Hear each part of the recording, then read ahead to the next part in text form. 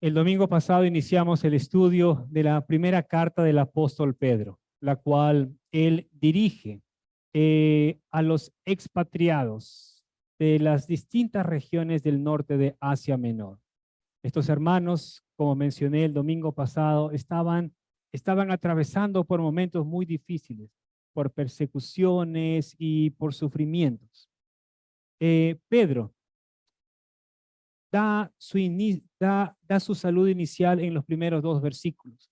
Y luego, del versículo 3 al 9, él expresa su gratitud a Dios por la nueva vida que nos ha dado. Esta nueva vida es una herencia pura y sin mancha y que no se acabará. Esa herencia está reservada para nosotros, para los creyentes en los cielos, la cual será revelada al final de los tiempos. Esa es la esperanza viva que tenemos los cristianos, queridos hermanos. Y aunque ahora tengamos que soportar ciertas pruebas, no debemos de perder el gozo que el Señor nos ha dado. El gozo es un don de Dios, es un regalo de Dios. El gozo no es un estallido emocional que dura solo un momento. El gozo aparece muchas veces en medio de la dificultad, del sufrimiento, de las pruebas y persecuciones. ¿Y quién de nosotros no pasa por momentos difíciles? Todos pasamos por situaciones complicadas, pero no debemos de perder el gozo del Señor. El Salmo 16:11 dice, en tu presencia hay plenitud de gozo. Solamente en la presencia del Señor, cuando estamos agarrados de Él, cuando estamos con Él, podemos sentir gozo aún en medio de los momentos difíciles. En tu presencia hay plenitud de gozo, en tu diestra deleites para siempre. Pero también debemos recordar lo que el Señor Jesucristo le dijo a sus discípulos. Juan 16:33 dice, estas cosas os he hablado, para que en mí tengáis paz. En el mundo tendréis aflicción, pero confiad, yo he vencido al mundo, dice el Señor. Como vimos la semana pasada, Pedro tuvo la bendición, la oportunidad de ver al Señor, de estar con Él, de escuchar sus enseñanzas, de compartir todo este tiempo a los pies del Señor. Los expatriados a quienes Él se dirige no tuvieron esa oportunidad como nosotros tampoco. No hemos visto al Señor físicamente, pero creemos en Él y por eso lo amamos y nos gozamos grandemente por el don de la salvación que nos ha dado. Y sobre esa inmerecida salvación que hemos recibido de parte de Dios, quiero hablar esta mañana o esta tarde. El título de la prédica de hoy es Una salvación gloriosa. Leamos Primera de Pedro, capítulo 1. Vamos a leer los versículos del 10 al 12. Acerca de esta salvación, los profetas que profetizaron de la gracia que vendría a vosotros, diligentemente inquirieron e indagaron, procurando saber qué persona o tiempo indicaba el Espíritu de Cristo dentro de ellos, al predecir los sufrimientos de Cristo y las glorias que seguirían. A ellos les fue revelado que no se servían a sí mismos, sino a vosotros en estas cosas que ahora os han sido anunciadas mediante los que os predicaron el Evangelio por el Espíritu Santo enviado del cielo, cosas a las cuales los ángeles anhelan mirar. Pedro inicia diciendo acerca de esta salvación. El tema de la salvación no es algo exclusivo del Nuevo Testamento. La salvación era el tema de los profetas del Antiguo Testamento. Los profetas del Antiguo Testamento enseñaron acerca de esta salvación y de los sufrimientos y de la gloria de Cristo que vendría después de esto, es decir, de los sufrimientos que él pasaría. Pero fíjense que a los profetas del Antiguo Testamento se les reveló estas cosas. Se les reveló lo que habría de acontecer, lo que habría de acontecer, pero ellos no entendieron muy claro o no lo tenían muy claro las declaraciones que ellos mismos estaban dando, que se les había revelado. Y es que la revelación es progresiva. Hay cosas que para los de antes era un misterio, pero ahora Dios nos los ha revelado. Fíjense lo que dice Pablo en Colosenses capítulo 1, versículos 26 y 27.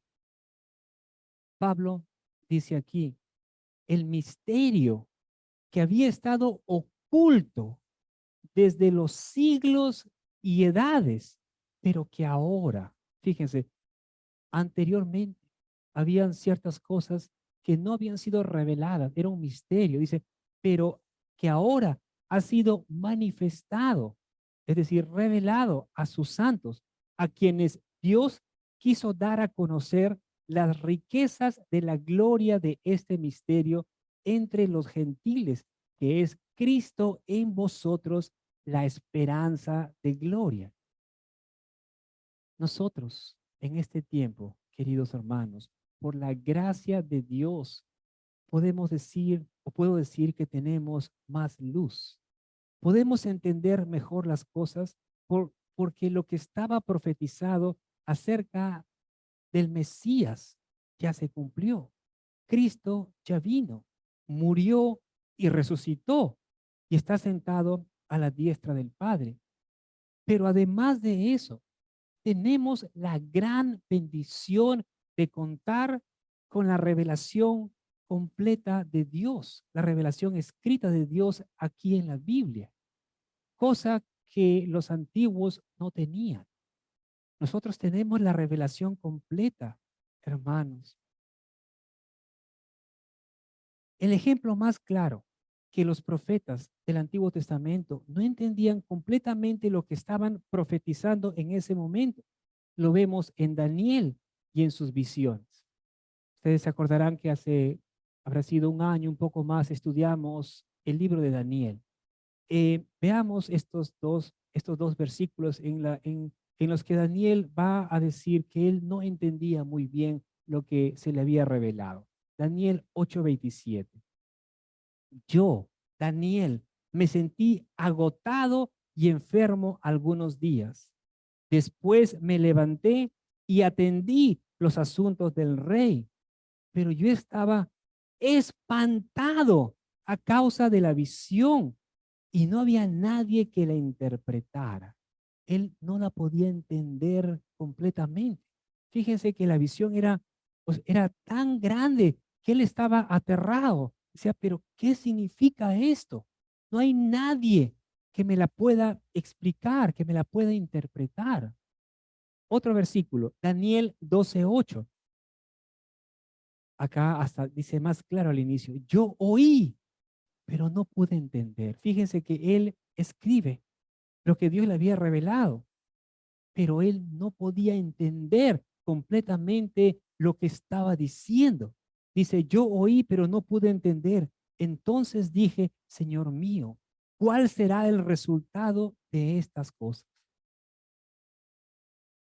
A Daniel se le reveló y él escribió cosas asombrosas acerca del futuro de la humanidad y de su pueblo, Israel. Pero él no podía entender claramente en ese momento el significado de esas profecías. Volviendo al pasaje de Primera de Pedro que estamos viendo. Dice que los profetas del Antiguo Testamento, ellos ansiaban ver el tiempo mesiánico, es decir, ellos querían ver la venida de Cristo. Ellos tenían la seguridad, ellos sabían, no tenían ninguna duda, ellos sabían que el Mesías vendría, pero no sabían cuándo aparecería o cuáles serían las circunstancias de su aparición. Por eso es que ellos indagaban diligentemente, es decir, estudiaban las escrituras cuidadosamente para, con el fin de averiguar algo acerca de la persona y del tiempo indicado de la venida de Cristo.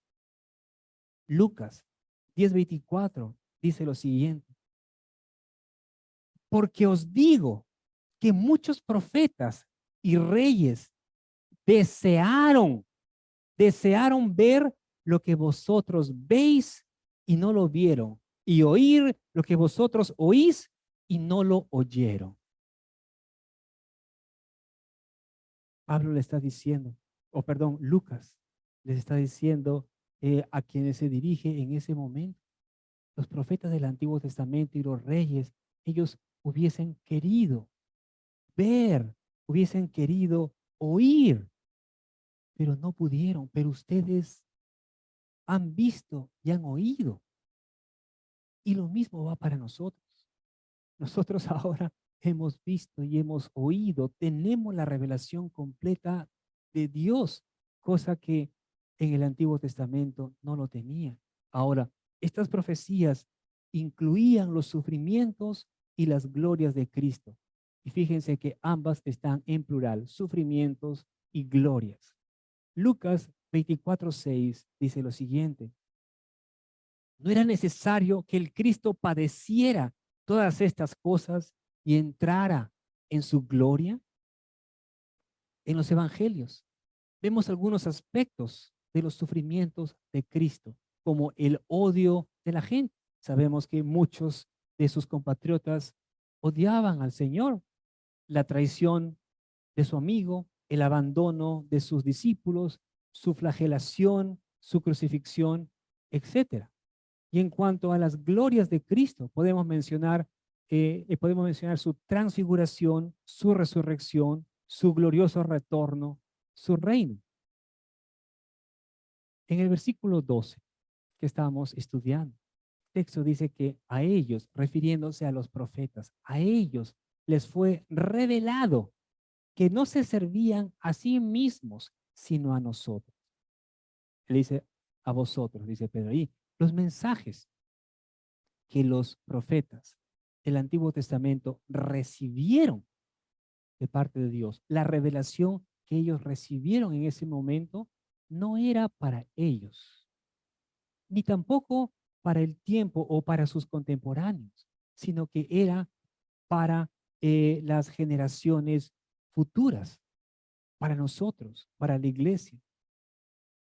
Y al final del versículo 12 dice, y aún los ángeles anhelan mirar estas cosas. En las escrituras se nos muestra el interés grande que tienen los ángeles por querer saber más acerca de esta salvación. Y es que la salvación no es para los ángeles, la salvación es para los hombres. Y los ángeles, al no tener ese conocimiento completo, ellos anhelan, ellos desean saber más acerca de la salvación. La Biblia dice en Lucas 15:10 que los ángeles se gozan, que los ángeles se regocijan cuando un pecador se arrepiente. Si bien es cierto, ellos no entienden todo acerca de la salvación, pero al ver que una persona se arrepiente y viene a Cristo, los ángeles del cielo se gozan y dicen, wow, uno más, o sea, se alegran, se gozan.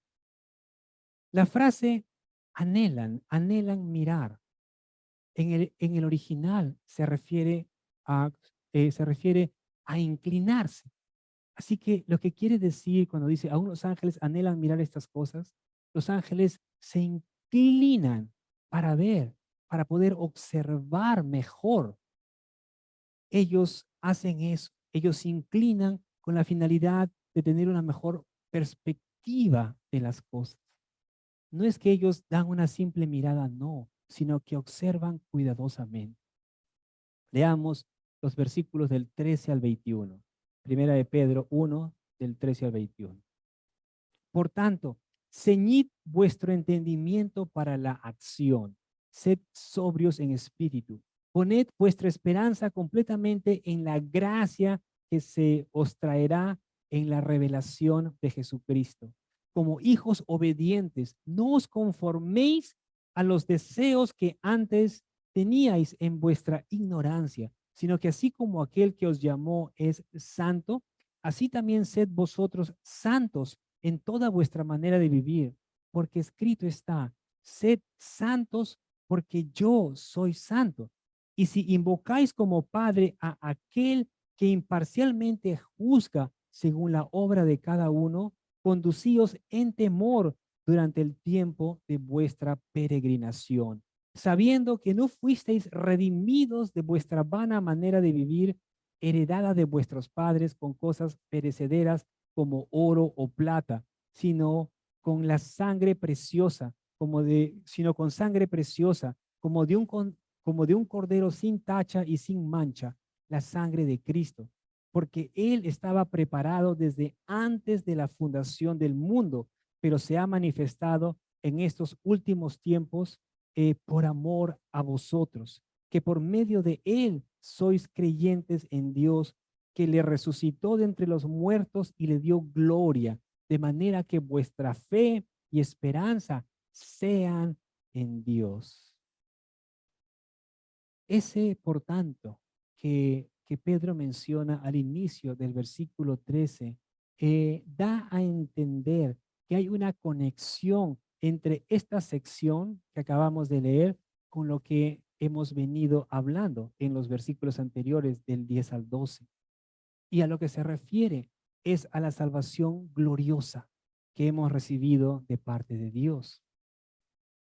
El hecho de haber recibido esta salvación inmerecida debe hacernos vivir una vida en santidad, reverencia y amor.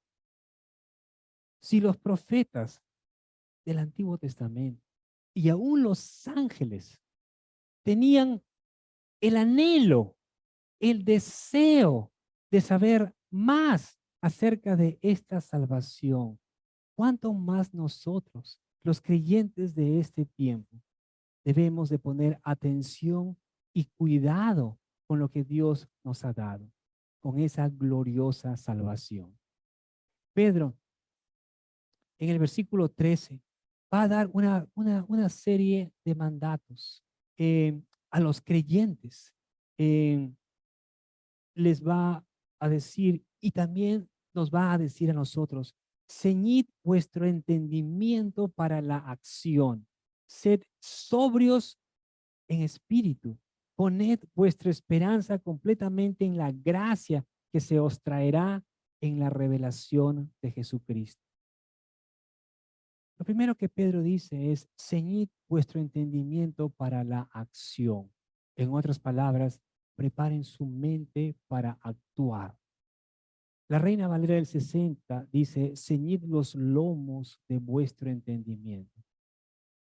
Se trata de lo mismo, pero en otras palabras. Y la figura aquí es la de un hombre recogiendo o remangándose o levantando su túnica, su manto largo y metiéndolo en su cinturón, porque ellos usaban así, o sea, trajes largos. Lo que quería es recogerlo, ponérselo aquí en el cinturón para estar listos, para poder moverse libre y rápidamente. Esa es la idea. Y aquí está diciendo, prepárense, preparen su mente para la acción. Es lo que el Señor les está diciendo. En Jeremías 1:17, Dios le dijo al profeta Jeremías, tú pues, ciñe tus lomos. Es la misma situación. Prepárate, le está diciendo, ciñe tus lomos, levántate y háblales. Dile todo lo que yo te mande. Y nosotros también tenemos que estar preparados, hermanos, en todo tiempo. Tenemos que estar preparados para entrar en acción. Luego Pedro le va a decir, sed sobrios. En otras palabras, ejerciten el dominio propio. Y eso tiene que ver con tener buen juicio en todas las áreas de nuestra vida. Pero también les va a decir, pongan toda su esperanza en la gracia, es decir, en la salvación inmerecida que recibirán cuando Cristo sea revelado al mundo. Hoy en día, los cristianos disfrutamos el comienzo de esa gracia o una parte de esa gracia maravillosa de Dios.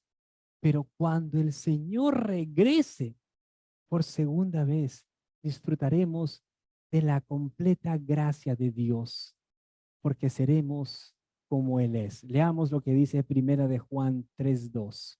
Aquí el apóstol Juan se va a dirigir a los hermanos y les va a decir, amados, queridos hermanos, queridos hijos, amados, ahora somos hijos de Dios. Les está hablando a creyentes. Ahora somos hijos de Dios y aún no se ha manifestado lo que habremos de ser, les dice. Pero sabemos que cuando Cristo se manifieste, seremos semejantes a Él, porque le veremos como Él es. Si ahora disfrutamos de la gracia de Dios y nos gozamos, imagínense el gozo que vamos a tener, hermanos, cuando tengamos la gracia completa. Imagínense nada más eso, queridos hermanos. El versículo 14 de Primera de Pedro capítulo 1 dice, como hijos obedientes, no os conforméis a los deseos que antes teníais en vuestra ignorancia.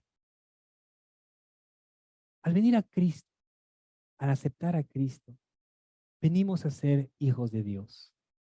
Somos adoptados por Dios como sus hijos. Pedro en este versículo les está hablando a los hermanos de las distintas provincias de Asia Menor y les va a decir, como hijos obedientes, no os conforméis a los deseos que antes teníais en vuestra ignorancia. En otras palabras, les dice, no vuelvan atrás a su vieja manera de vivir con el fin de satisfacer sus propios deseos. Antes hacían todas esas cosas por ignorancia, les dice Pedro. Pedro, como vemos aquí, llama a los creyentes hijos obedientes, hijos obedientes. ¿Y qué éramos antes de venir a Cristo, hermanos? Hijos desobedientes, hijos de desobediencia. Y eso lo dice Efesios 2:2 al final. Leamos Efesios 2:2. En los cuales anduvisteis en otro tiempo, según la corriente de este mundo, conforme al príncipe de la potestad del aire. ¿Quién es el príncipe de la potestad del aire? Satanás, el espíritu que ahora opera en ¿quiénes? En los hijos de desobediencia. Los hijos de desobediencia son aquellos que no han confiado en Jesús. Los hijos de desobediencia tienen deseos de acuerdo a su naturaleza desobediente, a su naturaleza separada de Dios. Y eso éramos nosotros antes de venir a Cristo. Antes de venir a Cristo también éramos hijos de desobediencia. Pero ahora la Biblia nos llama hijos obedientes. Antes nosotros nos conformábamos a esos deseos cuando nos encontrábamos en nuestra ignorancia. Y eso es lo que dice Pedro en el versículo 14. Como hijos obedientes, no os conforméis a los deseos que antes teníais en vuestra ignorancia. Pero, ¿por qué vivíamos como vivíamos? ¿Por qué vivíamos de esa manera? porque no sabíamos, porque no sabíamos cómo decirle no al pecado. No sabíamos que podíamos vivir una vida diferente, una vida de paz. No sabíamos quiénes éramos, de dónde veníamos, no sabíamos a dónde íbamos, no sabíamos que existían verdades y realidades espirituales. Creíamos que todo lo que existía era lo que veíamos. ¿Y cómo? ¿Y sabes cómo se llama eso? Ignorancia. Antes vivíamos en ignorancia. Uno dirá, no, yo no soy ignorante. No, dice el Señor, antes vivíamos en ignorancia, pero ahora que somos creyentes, Pedro dice, no os conforméis a los deseos que antes teníais en vuestra ignorancia. Antes vivíamos así, en ignorancia, pero ya no más, queridos hermanos, ya no más. Ahora conocemos la verdad. Ahora, si hemos creído en Cristo, somos de la verdad. Y así como hemos cantado, la verdad nos ha hecho libres si realmente hemos creído en Cristo. Romanos 12:2. En Romanos 12:2, Pablo nos exhorta a cambiar nuestra manera de pensar. Él nos dice allí, no os conforméis a este mundo, sino transformaos por medio de la renovación de vuestro entendimiento, para que comprobéis cuál sea la buena voluntad de Dios, agradable y perfecta. No os conforméis a este mundo. No pienses como este mundo. No adoptes las ideas ni las ideologías de este mundo, sino que deja que la palabra transforme tu mente, transforme tu entendimiento. Y en el versículo 15, Pedro dice, sino que así como aquel que os llamó es santo, así también sed vosotros santos en toda vuestra manera de vivir, porque escrito está, sed santos porque yo soy santo, dice el Señor. Fíjense que quien nos llama, quien nos ha llamado a su reino, es Dios. Y este llamado, ese llamamiento que Dios ha hecho en ti, está conectado con la santidad. Él nos llama a ser santos, porque Él es santo. Ustedes recuerdan cuando Jesús llamó a Pedro. Pedro, él estaba ocupado en sus cosas, en sus asuntos, en la pesca. Y de repente Jesús lo vio y le dijo, sígueme y te haré pescador de hombres. Le hizo un llamado a seguirle y él fue. Él lo siguió. Y el Señor es santo. La idea básica de la santidad en la Biblia es la de separarnos de todo aquello que es profano. Pero también la santidad abarca pureza e integridad moral. Aquellos llamados a ser hijos de Dios debemos andar en santidad. Debemos andar como Cristo anduvo cuando estuvo en la tierra. En Levíticos 27, Dios nos dice, santificaos pues y sed santos, porque yo soy el Señor vuestro Dios. Pero fíjense que en el texto que estamos estudiando, Pedro nos va a decir, sed santos en toda vuestra manera de vivir, no solamente en ciertas áreas, en toda vuestra manera de vivir, sed santos. Y eso quiere decir que en todo lo que hagamos debemos reflejar la gloria de Dios. No solo cuando estamos aquí en la iglesia, hermanos, sino también cuando estés en tu casa, en la calle, en el trabajo, en la universidad, etcétera. Fíjense que a veces cometemos el error de separar nuestra vida. Decimos, bueno, este es mi vida espiritual, mi vida religiosa, y es ciertas áreas de mi vida seculares. Uno dice, ¿sabes qué? Yo tengo un trabajo secular. No, no tienes un trabajo secular, tienes un trabajo, gracias a Dios. No es bueno separar las cosas porque nosotros no somos cristianos a medio tiempo. Somos cristianos todo el tiempo, las 24 horas del día, y estemos donde estemos, tenemos que dar gloria a Dios. Es más, la palabra dice que debemos hacer todas las cosas como para el Señor. Entonces todo lo que hagas será santo, porque lo estás haciendo como para el Señor. A veces pensamos que las cosas chiquitas son insignificantes, pero dice, todo lo que hagáis, hacerlo para el Señor.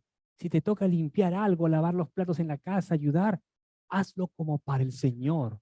Todo lo que hagas, hazlo para el Señor. Da gloria a Dios en toda tu manera de vivir. Versículos 17 al 19.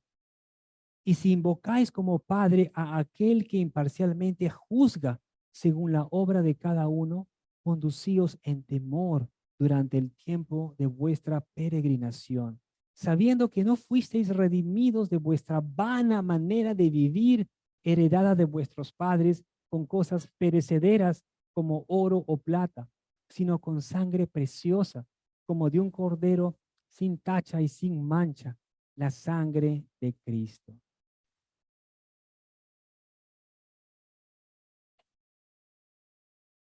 Pedro aquí está diciendo o nos recuerda a nosotros como también a quienes estaba dirigiendo en ese momento, que al invocar a Dios, al orar a nuestro Padre, eh, debemos recordar que Él no solo es nuestro Padre, sino que Él también es nuestro juez y que Él Él juzga imparcialmente las obras de cada uno. Dios es imparcial. Dios no tiene favoritos. Así que no importa si uno es rico o pobre, judío o gentil, esclavo o libre. Dios juzga sin mirar el rostro de las personas. Dios no es como nosotros. ¿Qué le dijo Dios al profeta Samuel cuando fue a la casa de Isaí para escoger a uno de sus hijos para ser el nuevo rey de Israel? El profeta Samuel, al ver al hijo mayor de Isaí, lo miró y dijo, este debe ser el rey, porque lo vio alto, fuerte. Pero ¿qué le dijo Dios? No mires a su apariencia, ni a lo alto de su estatura, porque yo lo he rechazado. Pues Dios ve no como el hombre ve, pues el hombre mira la apariencia exterior, pero el Señor mira el corazón.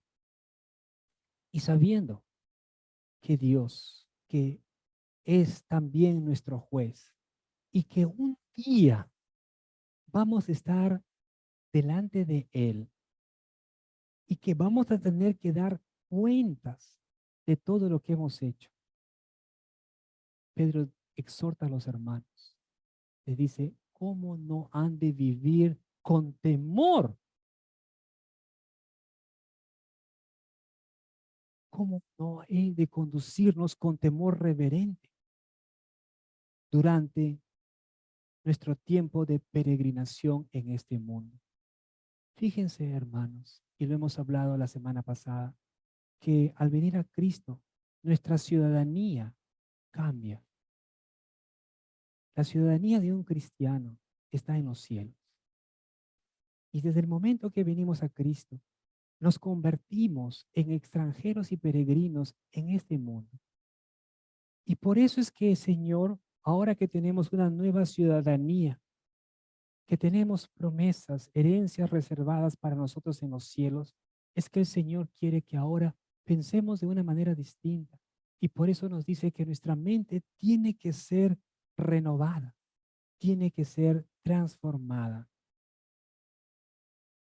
Como cristianos, también debemos de vivir siempre de manera consciente de que estamos en la presencia de Dios. Sabemos que Dios es omnipresente.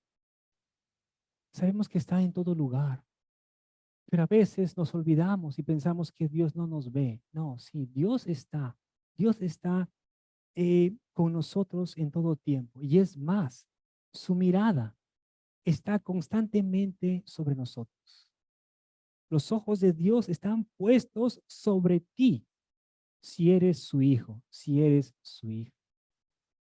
Alguien a lo mejor dirá, pero qué feo que me esté mirando todo el tiempo. No es que feo, hermanos, no es que feo. Debemos mirar esto de otro punto de vista. Dios tiene su mirada sobre ti porque te ama, porque está pendiente de ti. Y muchas veces nosotros hacemos cosas pensando que nadie se da cuenta,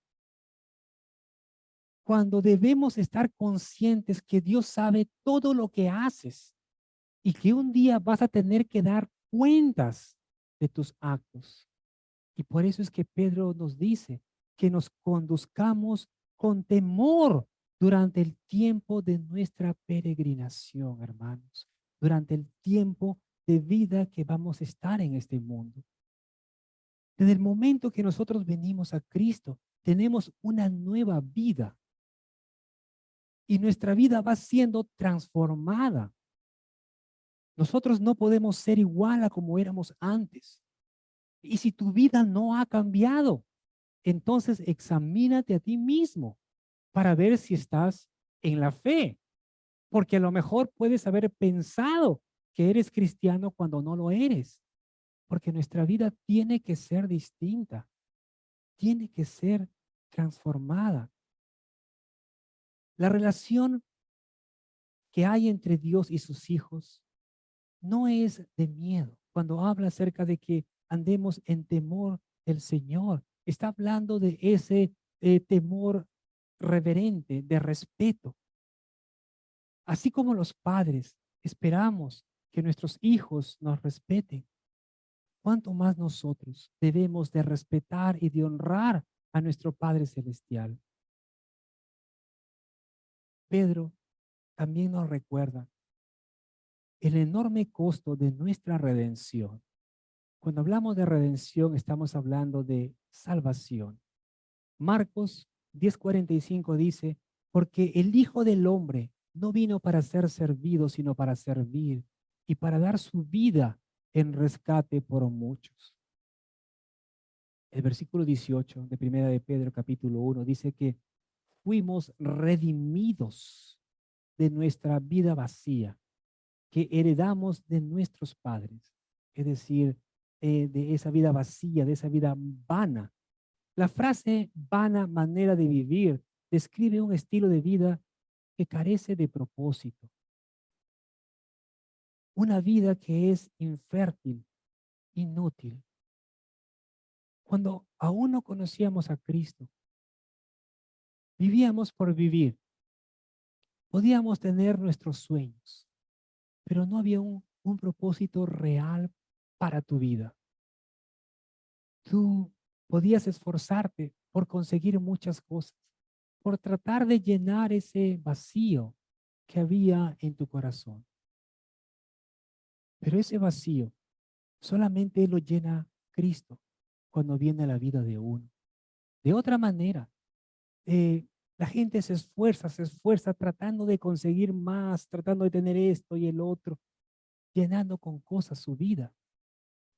Pero la vida de uno sin Cristo es realmente vacía. La palabra dice que hemos sido redimidos, es decir, salvados, comprados, pero no por medio de cosas perecederas como el oro o la plata, sino por medio de la sangre preciosa de Cristo, el Cordero de Dios, que no tiene mancha ni defecto. Y debido a que Cristo pagó el precio de nuestro rescate, de nuestra salvación, es que ya no somos más esclavos del pecado. sino que ahora somos libres. El pecado ya no debe tener control sobre nosotros. Cristo nos ha hecho libres, queridos hermanos. Antes no podíamos dejar de pecar porque estábamos en esclavitud, pero ahora podemos glorificar a Dios en todo lo que hacemos. Nuestros deseos de antes ya no nos pueden dominar o no nos deben dominar. Y Dios es quien ha hecho todas esas cosas por su gran misericordia e infinita gracia. La palabra dice que Dios tenía todo esto preparado desde la fundación del mundo. Versículo 20 dice que el Cordero de Dios estaba preparado desde antes que todo existiera, pero que se ha manifestado en estos últimos tiempos por amor a nosotros. Por medio de Cristo es que somos creyentes ahora. El versículo 21 dice, porque Dios le resucitó de entre los muertos y le dio gloria para que nuestra fe y esperanza estén siempre en Dios. Recuerden, queridos hermanos, que tenemos una esperanza viva, una herencia hermosa reservada en los cielos para nosotros, la cual será manifestada en los tiempos finales. Dios te ama como nadie te ha amado. A veces uno puede pensar y decir, nadie me ama, nadie me quiere. Dios te ama más que nadie te ha amado. Así que nunca te sientas solo. Nunca te sientas solo. El Señor está contigo. El Señor está allí.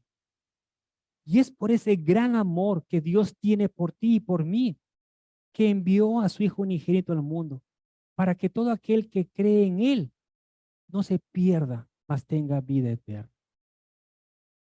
Pablo dijo en Filipenses 2:12, ocupaos de vuestra salvación con temor y temblor. Ese ocupaos quiere decir, esfuércense por demostrar los resultados de su salvación en tu vida. En otras palabras, Pedro nos está diciendo, cuida lo que Dios te ha dado. Cuida lo que tienes. ¿Y qué tenemos? Una salvación gloriosa, queridos hermanos. ¿Y cuándo es que uno cuida algo? ¿Cuándo es que tú cuidas algo? Cuando lo valoras, cuando aprecias algo. Y si tú reconoces lo que Dios ha hecho en tu vida, si reconoces que Cristo, el Mesías, murió por ti, derramó su sangre en la cruz para salvarte, ¿cómo no vivir agradecido? ¿Cómo no cuidar tan grande regalo que el Señor nos ha dado? Tenemos una salvación gloriosa, queridos hermanos. Así que cuida lo que Dios te ha dado. Amén. Al Señor sea la gloria por siempre. Oremos. Amado Padre, Dios Todopoderoso, te damos gracias, bendito Señor, por tu palabra. Gracias, amado Padre, porque a través de ella, Señor, tú nos muestras tu gran amor. Tú nos muestras lo que has hecho por nosotros, Señor. Tú nos has dado una salvación tan gloriosa, Señor, tan maravillosa. Una salvación que ninguno de nosotros merecía, Señor. Pero aún así, por tu gran amor y misericordia hacia nosotros, Señor, tú nos rescataste, tú nos compraste, Señor. Tú pagaste un alto precio, Señor, en la cruz. Desde tu vida derramaste tu sangre, Señor, para que nosotros podamos ser salvos. Amado Padre, ayúdanos a poder vivir de una manera que te honre, Señor, que podamos honrarte en cada área de nuestras vidas, Señor, no solamente en ciertas áreas, pero en todo lo que hagamos. En todo lo que hagamos, Señor, que podamos reflejar tu gloria al mundo. Te damos gracias, bendito Padre. Gracias por ese gozo, por esa paz que tú nos das, Señor, aún en medio de los sufrimientos, aún en medio de los problemas que podamos estar pasando, Señor. Que podamos gozarnos, Señor, en todo tiempo, de saber que tú estás con nosotros, Señor, que tu mirada está puesta sobre nosotros, amado Padre, que tú tienes cuidado de nosotros. Gracias, bendito Señor. A ti sea toda la gloria por los siglos de los siglos. Amén y amén.